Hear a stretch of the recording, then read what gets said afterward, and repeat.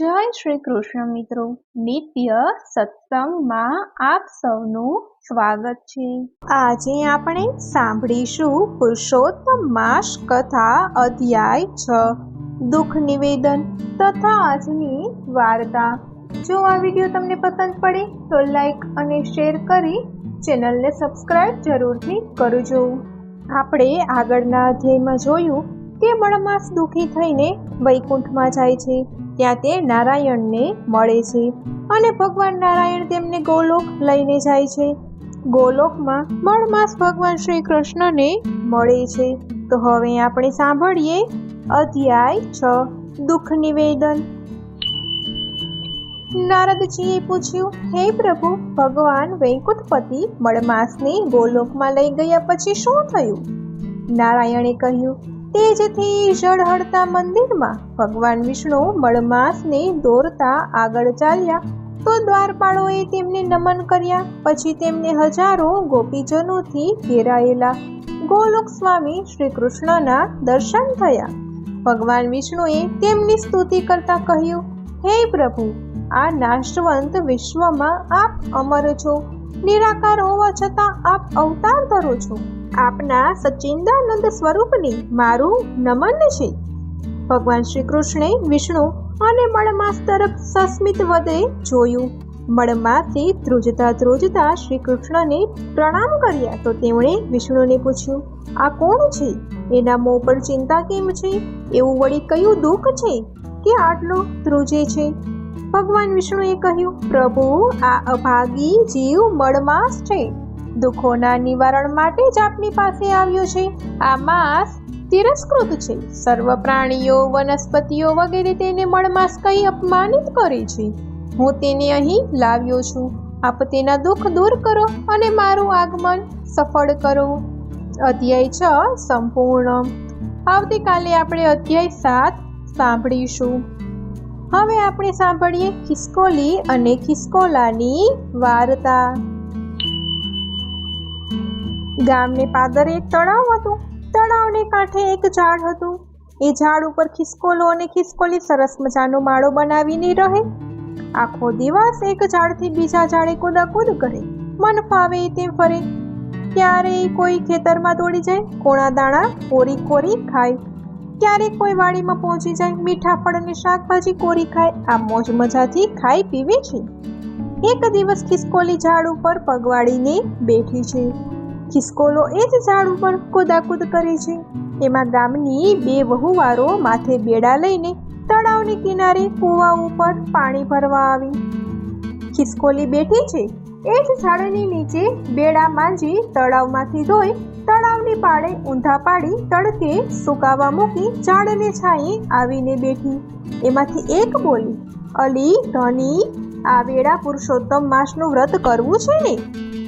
ધની કહે, હા બેન, એમાં વળી પૂછ્યું કા?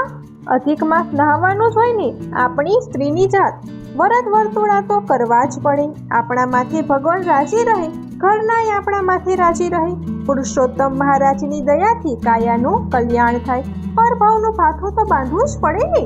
આવતો જન્મારો સુધરી જાય, કોઈ સારે ઘેર અવતાર મળે, સારું સાસરો મળે ને પતિએ સારો મળે, કેમ ખરું ને?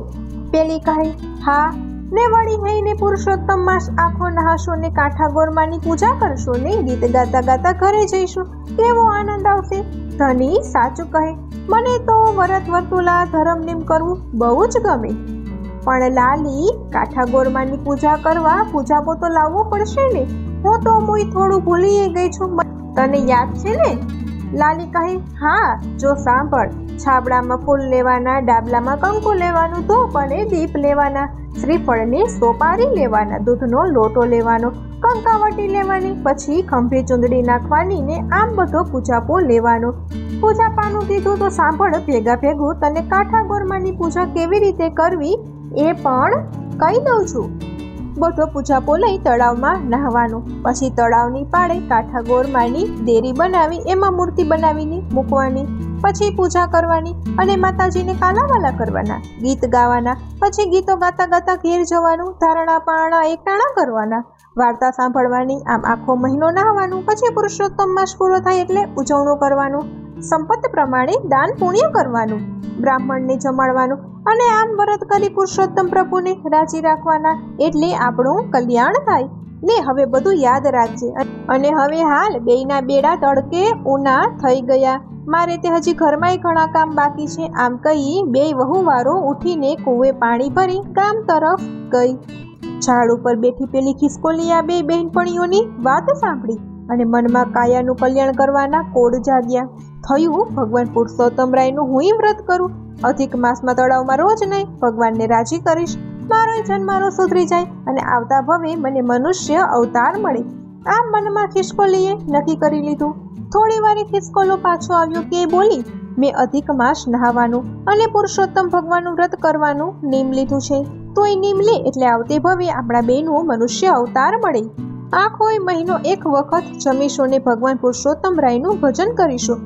ખિસકોલો કહે, ના રે ના, મારાથી ભૂખ્યા રહેવાય નહીં. આવા સરસ મજાના ફળ ફૂલ ને વળી કુણા કુણા દાણા કોતરી ખાવાની કેવી મજા આવે. આવું સરસ મજાનું ખાવાનું હોય ને ભૂખ્યા રહેવાનું મને ના પાલવે. મારે નિયમ નથી લેવું, તારે ભૂખ્યા રહેવું હોય તો રે. એમ કરતા કરતા અધિક માસ આવ્યો. ખિસકોલીએ પૂરા ભક્તિભાવથી ભગવાનનું નામ લે છે, તળાવમાં નાય છે અને એક વખત મન ભાવતા ફળ ફૂલ ખાય છે. આમ પુરુષોત્તમ માસ આખોય ખિસકોલી એક વખત ખાધું ને વ્રત કર્યું. આમ કરતા બે મરી ગયા. બીજા જન્મમાં ખિસકોલી રાજાની રાણી બની છે અને ખિસકોલો બકરો થયો છે. રાણીને ગયો જન્મ યાદ હતો એટલે બકરા ઉપર દયા લાવી પોતાની સાથે જ રાખેલો. મહેલની બહાર એક ઝાડની નીચે એને રાખે.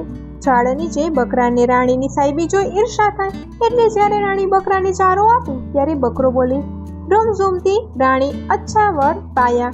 એટલે રાણી બકરાનો કાન પકડી બોલી, હા પીટિયા કુરકુર ખાયા. એકવાર રાજા ઝરૂખે ઊભા હતા.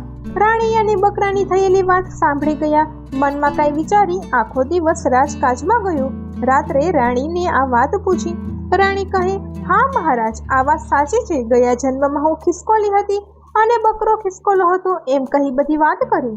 રાણીની વાત સાંભળી રાજા વિચાર કરે છે, ઓહો, ભગવાન પુરુષોત્તમ પ્રભુનું વ્રત કરવાથી અધિક માસ સ્નાન કરવાનો આટલો બધો મહિમા છે. પ્રભુ રાજા રાણીને કહે, આપણે પણ અધિક માસ આવે વ્રત નિયમ કરીએ, સ્નાન કરીએ, દાન પુણ્ય કરીએ અને આવતા જન્મનું ભાથું બાંધીએ, કાયાનું કલ્યાણ કરીએ, સાથે પેલા બકરાનો પણ ઉદ્ધાર થાય એમ કરીએ. રાણી તો રાજીના રેડ થઈ ગઈ છે. હે ભગવાન પુરુષોત્તમ રાયજી, મારા રાજા પણ ધર્મભાવ વાળા, તારી કૃપાનો તો કોઈ પાર નથી. આમ રાજા રાણીએ નિયમ લીધો. રૂડો અધિક માસ આવ્યો છે. સંકલ્પ પ્રમાણે રાજા અને રાણી પુરુષોત્તમ માસ આખો ઉપવાસ રહ્યા છે. કાઠા ગોરમાનું પૂજન કરે છે, વ્રતને વાર્તા કરે છે. સાથે પેલા બકરાને પણ અધિક માસ સ્નાન કરાવ્યું છે. આમ પુરુષોત્તમ માસનું ઉજવણું કર્યું છે. આ તો રાજા ઉજવણા કરે પછી એમાં કઈ બાકી રાખે, ધામધૂમ કરી છે. ગરીબોને દાન કર્યા છે, બ્રાહ્મણોને ભોજન કરાવી ખૂબ દાન દક્ષિણા આપ્યા છે. જય જયકાર કરાવ્યો છે. ભગવાન પુરુષોત્તમ મહારાજની જય. પેલા બકરાનો ઉદ્ધાર થયો છે, જય જયકાર થયો છે. આવા નોધારાના આધાર હે પુરુષોત્તમ ભગવાન, જેવા ખિસકોલી ખિસકોલાને, રાજા રાણી બકરાને સૌને ફળ્યા, એવા તમારું વ્રત કરનાર સૌનું કલ્યાણ કરજો, એમને ફળ દેજો. પુરુષોત્તમ રાયની જય. તો મિત્રો, આ હતી આજની વાર્તા. જો આ માહિતી તમને પસંદ પડી હોય તો વિડીયોને લાઈક અને શેર કરી ચેનલને સબસ્ક્રાઇબ જરૂરથી કરજો. જય શ્રી કૃષ્ણ.